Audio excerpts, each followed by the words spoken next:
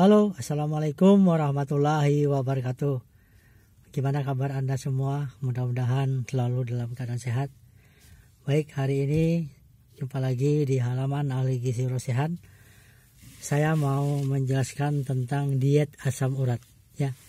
Oke, bagi Anda mungkin sudah mengalami apa itu gejala asam urat ya. Mungkin di rumah atau tetangganya atau siapapun merasakan nyeri ya di sendi-sendi dan lain-lain. Biasanya di daerah persendian itu biasanya adalah gejala asam urat. Tapi untuk memastikan bahwa Anda terkena asam urat atau yang lain, Anda bisa ngambil cek darah ya dengan kisaran kalau perempuan itu sekitar 2,4 sampai dengan 6 ya miligram per dl. Kemudian bagi laki-laki 3,4 sampai dengan 7 ya. Jadi ada perbedaan antara laki-laki dan perempuan. Oke, kalau sudah berada di atas berarti Anda memang kelebihan asam urat. Dan bagi Anda yang sudah mengalami nyeri-nyeri di kaki dan lain-lain, kebiasaan yang sudah ada, biasanya 6 pun sudah kelihatan terasa sakit ya.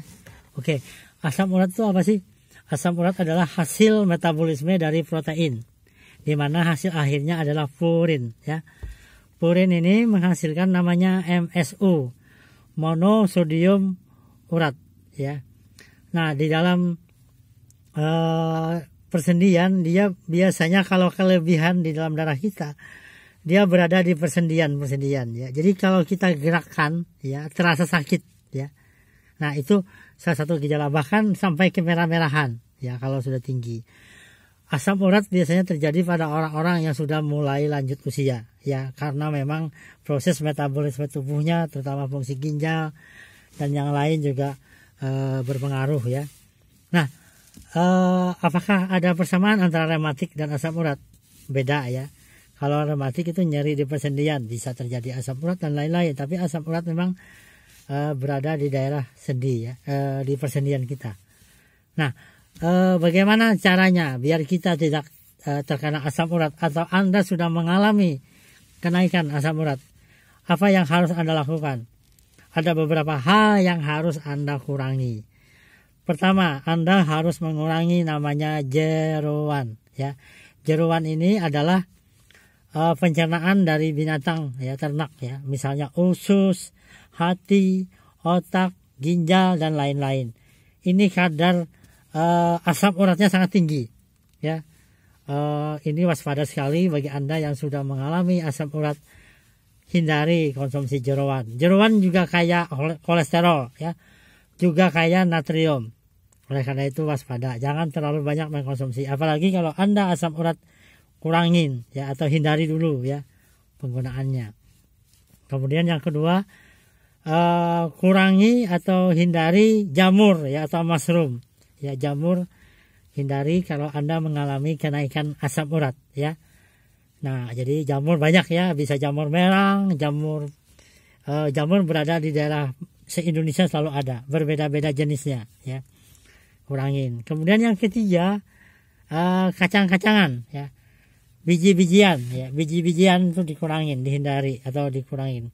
Kacang-kacangan termasuk moderat, tapi kalau Anda sudah mengalami kenaikan asam urat, tolong hindari dulu ya, kurangin ya. Gimana dengan berikutnya? Berikutnya adalah hindari makanan yang difermentasi. Nah, ibu-ibu, bapak-bapak udah tahu ya yang difermentasi apa? Misalnya tapai ya. Ini di daerah kita banyak tapai, bahkan tapai sekarang sudah mulai dikonsumsi dengan berbagai brand ya. Misalnya kue ya, kue bingka rasa tapai ya, es buah tapai ya, dan lain-lain. Kemudian juga fermentasi yang lain, contohnya tempe ya. Tempe juga mulai dihindari kalau Anda masih kadar asam uratnya tinggi ya, karena dia. Kemudian apalagi roti juga menggunakan ragi ya. Nah, ini yang harus diperhatikan, dihindari dulu atau dikurangin ya kalau Anda mengalami kenaikan asam urat. Berikutnya adalah bahan makanan hasil laut ya, terutama kerang-kerangan ya, kerang-kerangan, udang, cumi ya, apalagi itu kayak asam urat, jadi hindari dulu atau kurangin ya. Jadi kerang-kerangan dan lain-lain. Ini bagi Anda penggemar seafood, kalau Anda mengalami kenaikan asam urat, hindari dulu atau kurangi ya. Kemudian bahan makanan yang di kaleng ya, di dalam kaleng itu biasanya tinggi asam uratnya dan juga kayak natrium ya, hindari dulu deh ya. Berikutnya adalah bahan makanan minuman ya, minuman yang bersoda ya, hindari minuman yang bersoda. Kenapa? Minuman yang bersoda itu akan memperparah penyakit Anda kalau Anda mengalami asam urat, karena dia susah dibuang ya, diurai ya. Dan juga minuman bersoda tidak baik karena dia mengganggu penyerapan kalsium sehingga Anda berisiko terkena osteoporosis ya. Nah, kemudian berikutnya adalah bahan makanan apa lagi yang dihindari? Jenis tadi biji-bijian ya. Biji apa aja itu mulai dikurangi ya. Berikutnya adalah bagaimana caranya selain itu. Nah, selain menghindari makanan yang tadi, Anda juga harus mengkonsumsi minuman air putih yang banyak ya. Bagi Anda yang mengalami asam urat tinggi, minum air putih sangat dianjurkan. Kenapa? Dengan banyaknya Anda minum, Anda akan mengeluarkan asam urat itu lewat urin, sehingga kadar asam urat di darah Anda akan berkurang. Minum air putih minimal 8 sampai dengan 12 gelas ya. Nah, itu yang harus diperhatikan. Oke, Anda masih bingung dengan masalah asam urat, bisa ya tulis komentar di video ini ya. Saya akan selalu memberi tip-tip yang lain yang menarik ya. Ingat, asam urat itu jangan dibiarkan ya. Jangan dibiarkan. Kenapa? Dia lama-lama dia bisa menjadi batu ginjal ya.